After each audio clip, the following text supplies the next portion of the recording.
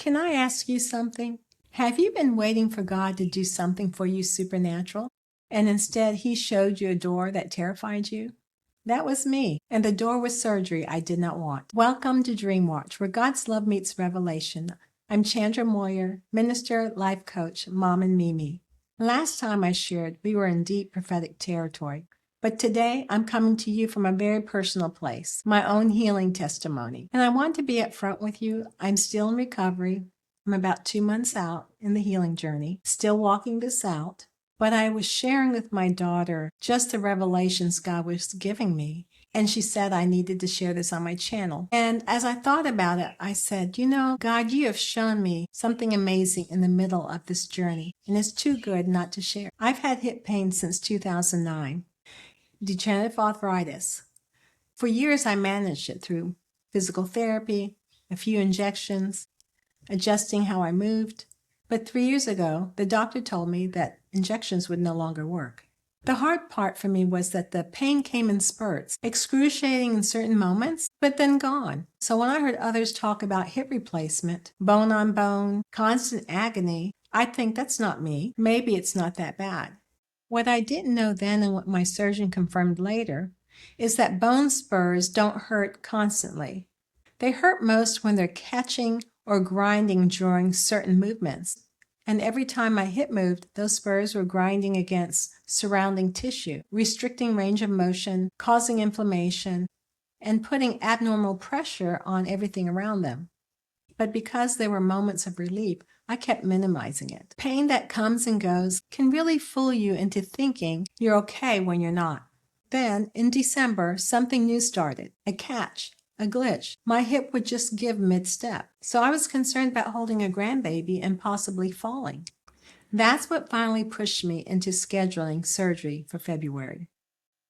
Once I scheduled it, I started doing research and watched YouTube videos on people's recoveries, and there's a ton of them, by the way.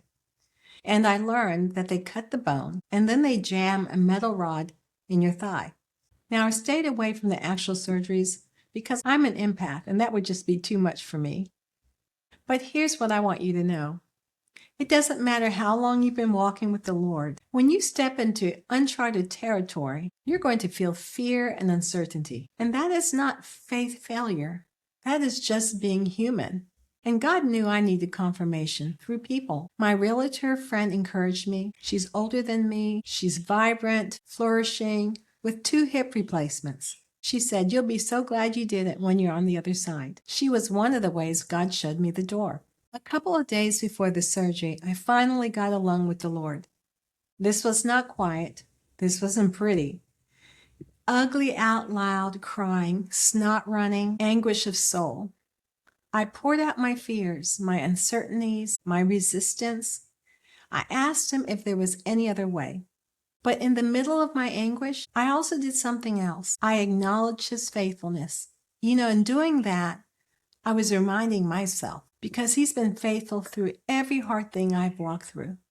When I cried it all out and truly surrendered, not resigned, surrendered, something indescribable happened. And it came over me, peace, not because anything had changed, but because I let it go.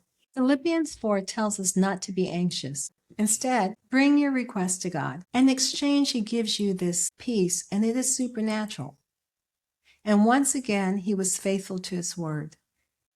You see, I had been waiting for a supernatural miracle. God, just fix it without the surgery. But he was saying, this is your miracle. He confirmed it through doctors, through people in my life who had already walked through hip replacement, and what I was experiencing in my own body.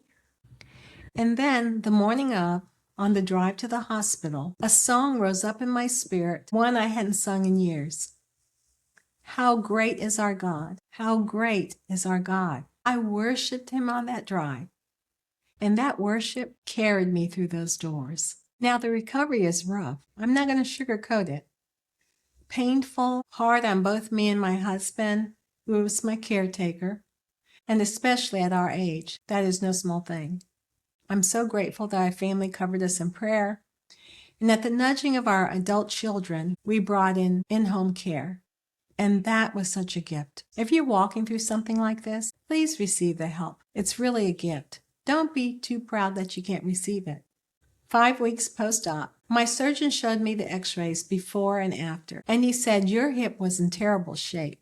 And I said, you didn't tell me that before. He explained that sometimes you can't really see the full extent until you open up the patient. He told me I had bone spurs all around the femoral, large ones, and he remembered telling the team mid-surgery, look at this, it is really in bad shape. And then he smiled. I felt great putting a new hip in you. It was a home run. Those words weren't just good news, they were validation. I had second-guessed myself for years, wondered if I was overreacting, wondered if the surgery was really necessary. And standing there looking at those x-rays and looking at what was actually inside my body, I knew I did the right thing.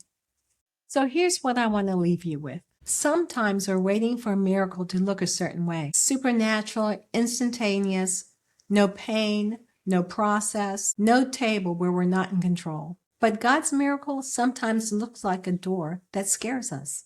And He doesn't always speak it. Sometimes He shows it through a doctor's report, through someone who walked through it before us, through a catch in the hip that tells you that you can't keep managing this.